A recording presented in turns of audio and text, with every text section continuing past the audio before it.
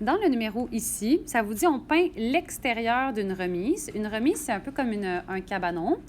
Ça demande de quelle quantité de peinture aura-t-on besoin pour appliquer 2 couches de peinture. Il manque le E ici. Si 1 litre couvre 1 mètre carré. Bien, la facilité dans ce numéro-là, c'est qu'on cherche une quantité de peinture, mais on sait que si 1 litre couvre 1 mètre carré, bien, ça veut dire que notre nombre de litres correspond exactement à notre nombre de mètres carrés. Donc, ce qu'on a besoin de savoir, c'est combien de mètres carrés on a à couvrir, puis automatiquement, on va avoir notre quantité de peinture. Donc, pour trouver l'aire de cette remise, premièrement, il faut comprendre qu'on va peinturer la remise au complet, mais si tu veux peinturer ton cabanon, tu ne vas pas le soulever. Ça veut dire que dans le fond, la face qui est en dessous, là, genre ici environ, cette face-là, bien, on ne la peinturera pas parce que, bien, elle est en dessous du cabanon. Par contre, on va peinturer tout le reste. Donc, ça veut dire qu'on va aller peinturer l'espèce de trapèze qui est à l'avant. On va peinturer le trapèze qui est à l'arrière. Donc, on va peinturer aussi l'aire latérale, donc les rectangles qui sont autour. Fait qu'on va peinturer, oui, la porte aussi. On peinture tout ça, l'arrière et le côté. Donc, il y a plusieurs façons de faire ce problème-là. Ce que vous pourriez faire, c'est calculer, par exemple, les choses face par face.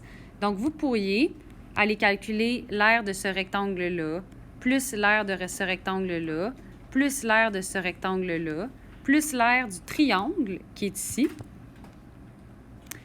Aller calculer le même triangle ici à l'arrière, puis aller calculer aussi le rectangle qui est à l'arrière, puis le rectangle qui est sur le côté. Il ne faudrait pas oublier, par contre, il y a une espèce de petit rectangle aussi ici, sur le côté-là. Fait qu'on peut les calculer un après l'autre. Sinon, moi, je vais vous donner une technique qui calcule tout en entier d'un seul coup. C'est important, si vous calculez les choses face par face, de ne pas oublier le triangle ici qui est en arrière, parce que s'il est en avant, ça veut dire qu'il est en arrière. Et la même chose pour le petit rectangle qui est ici, c'est quelque chose que les gens ont tendance à oublier parce qu'on ne le voit pas. Fait qu'il faut vraiment vous imaginer que bien, vous vous tournez autour, puis que, voilà. Moi, personnellement, ça ne me tente pas de faire les choses une après l'autre parce que sinon, j'ai l'impression que j'ai tendance à oublier certaines faces. Donc, ce que je vais faire, c'est que je vais voir ce prisme-là comme un prisme à base trapézoïdale. Donc, ce que je vais faire, c'est que je vais imaginer que la base, c'est le trapèze qui est ici. Ça veut dire que j'ai une autre base identique à l'arrière, ici. Puis après ça, bien, quand je vais faire l'aire totale de mon prisme, je vais faire 2 fois l'aire de la base, donc 2 fois l'aire du trapèze. Puis ensuite, bien, je vais aller calculer mon aire latérale. Mon aire latérale, ça va être tout ce qui va être sur le côté ici. Je vais compter aussi le grand rectangle qui va être à l'arrière sur le côté. Mais vous allez voir, je ne compterai pas celui d'en dessous. Je vais utiliser une technique pour ne pas calculer en dessous, mais sinon, ce que vous pourriez faire, c'est le calculer et ensuite, tout simplement, le soustraire pour ne pas le compter.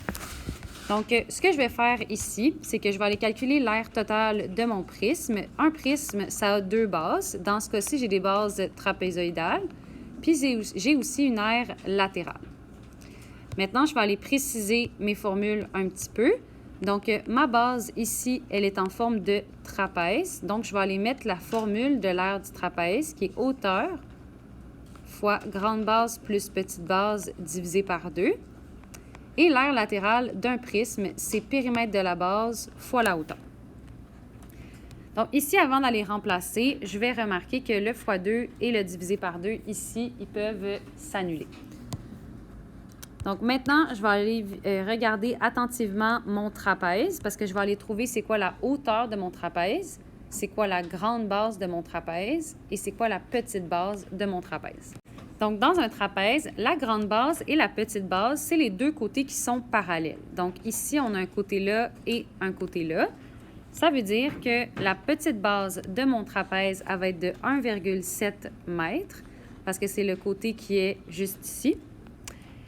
Ensuite, je vais aller calculer c'est quoi la grande base de mon trapèze. Pour ça, il faut que je fasse un petit calcul parce que c'est le 0,3 m plus le 1,7 m qui, dans le fond, me fait une grande base, si on additionne les deux, de 2 mètres. Donc, ma petite base, 1,7 m, ma grande base, 2 mètres. La hauteur de mon trapèze, c'est la distance entre les deux bases. Donc, ça va être ici. La hauteur de mon trapèze, ça va être le 1,2 mètres.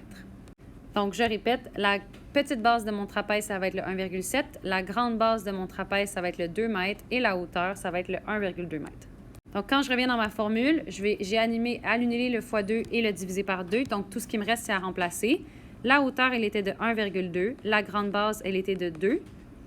Et la petite base, elle était de 1,7.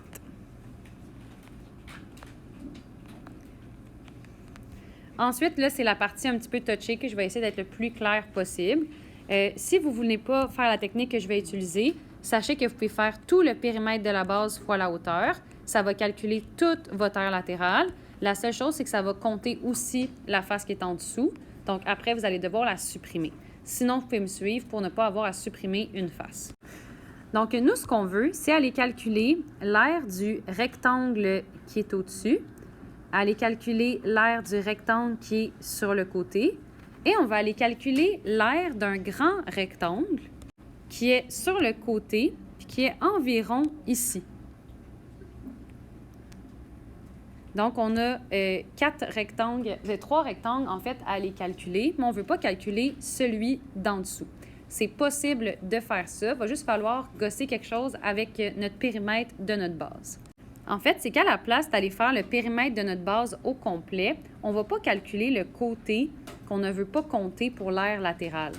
On va faire le périmètre de la base seulement de la partie qui nous intéresse. Puis ensuite, ce qu'on va faire, c'est fois la hauteur. Donc, quand on va faire fois la hauteur, ce qui va se passer, si je le mets avec un gros surligneur, c'est qu'en faisant fois la hauteur, tous les côtés qu'on va avoir considérés, ça va peinturer partout, partout, partout. Mais puisqu'on n'a pas fait le périmètre de la base avec le côté qui est en bas, bien, ça ne peinturera pas la face d'en dessous. Je vous rappelle que si cette technique-là, vous ne la comprenez pas bien, il n'y a pas de problème. Ce que vous pouvez faire, c'est calculer toute votre aire latérale normalement, puis ensuite de soustraire la face qui est en dessous.